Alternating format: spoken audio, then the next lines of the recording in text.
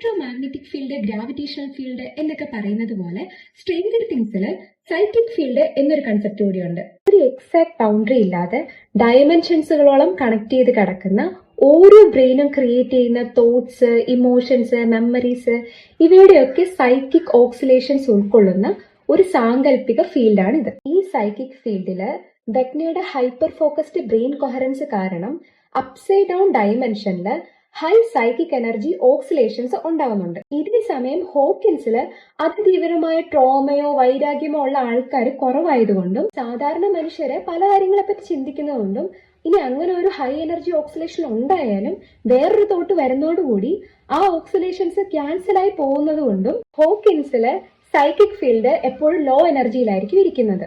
എന്നാൽ ഇങ്ങനെ ഒരു വോൾട്ടേജ് ഡിഫറൻസ് അല്ലെങ്കിൽ എനർജി ഡിഫറൻസ് രണ്ട് ഡയമെൻഷൻസുകൾക്കിടയിൽ ഉണ്ടെങ്കിലും ഇന്റർ ഡയമെൻഷണൽ ബൗണ്ടറിയിൽ ഒരു വിള്ളൽ അല്ലെങ്കിൽ ഒരു ഗേറ്റ് ഉണ്ടാക്കണമെങ്കിൽ ആ ബൗണ്ടറിയിൽ ഏതെങ്കിലും ഒരു പോയിന്റിലൂടെ കണ്ടിന്യൂസ് ആയിട്ട് ഫോക്കസ്ഡ് ആയ എനർജി ഫ്ലോ ചെയ്യണം. ഇവിടെ വെഗ്ന ഹോക്കിൻസില് ആങ്കർ പോയിന്റ്സ് ആയിട്ട് സെലക്ട് ചെയ്യുന്നത് കണ്ടിന്യൂസ് ആയിട്ട് ഗ്രീഫ്, ഗിൽറ്റ്, ട്രോമാറ്റിക് മെമ്മറി എന്നതിനെ പറ്റി ചിന്തിച്ചുകൊണ്ടിരിക്കുന്നവരെയാണ്. ഇങ്ങനെയുള്ളവര് സൈക്കിക് ഫീൽഡില് കണ്ടിന്യൂസ് ആയിട്ട് ഫോക്കസ്ഡ് സൈക്കിക് ഓക്സിലേഷൻസ് ഉണ്ടാക്കിക്കൊണ്ടേയിരിക്കും. ആ ഓക്സിലേഷൻസിന്റെ ഫ്രീക്വൻസിയും പാറ്റേണും വെഗ്നയ്ക്ക് സൈക്കിക് ഫീൽഡിൽ നിന്ന് ഡിറ്റക്ട് ചെയ്യാൻ പറ്റും. എങ്ങനെയാണോ ഒരു ഒപ്പേറ സിംഗർ ഒരു വൈൻ ഗ്ലാസിന്റെ നാച്ചുറൽ ഫ്രീക്വൻസി മിമിക് ചെയ്തിട്ട് ആ വൈൻ ഗ്ലാസ് പൊട്ടിക്കുന്നത്, അതേപോലെ വെഗ്ന തന്റെ സൈക്കിക് ഓക്സിലേഷൻസ് വിക്ടിമിന്റെ സൈക്കിക് ഓക്സിലേഷനോട് സിമിലർ ആയിട്ട് പ്രൊഡ്യൂസ് ചെയ്യുന്നതിലൂടെ ഗ്രാജുവലി ആ രണ്ട് ഓക്സിലേഷൻസും ഇന്ററാക്ട് ചെയ്ത് റെസണൻസിലേക്കും ന്യൂറൽ എൻട്രൈൻമെന്റിലേക്കും പോകുന്നു.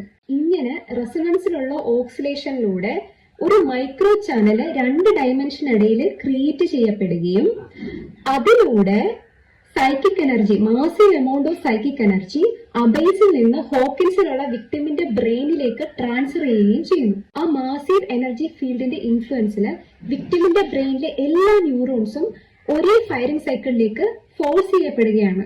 ഈ ഇമ്മൻസ് എനർജി ഒരു പരിധി കഴിഞ്ഞ് ഒരു ബോഡിക്ക് താങ്ങാൻ പറ്റത്തില്ല. അതുകൊണ്ടാണ് ആ ഹൈ എനർജി താങ്ങാൻ പറ്റാതെ ബോഡിയിലെ ഇന്റേണൽ പ്രഷർ ഇൻക്രീസ് ആയി ഓരോ ബോഡി ഓർഗനും ക്രഷായി ആ വിക്ടിം മരിക്കുന്നത്. അങ്ങനെ ആ മൊമെന്റ് മുതൽ ആ ഹൈപ്പർ കംപ്രസ്ഡ് എനർജിയെ ആങ്കർ ചെയ്യാനോ നിയന്ത്രിക്കാനോ ഒരു ലിവിങ് മൈൻഡ് ഹോക്കിൻസില് ആ പോയിന്റിൽ എക്സിസ്റ്റ് ചെയ്യുന്നില്ല.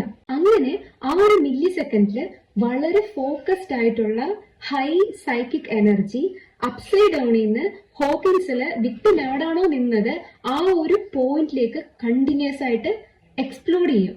അങ്ങനെയാണ് ഗേറ്റ് ഓപ്പൺ ആവുന്നത്.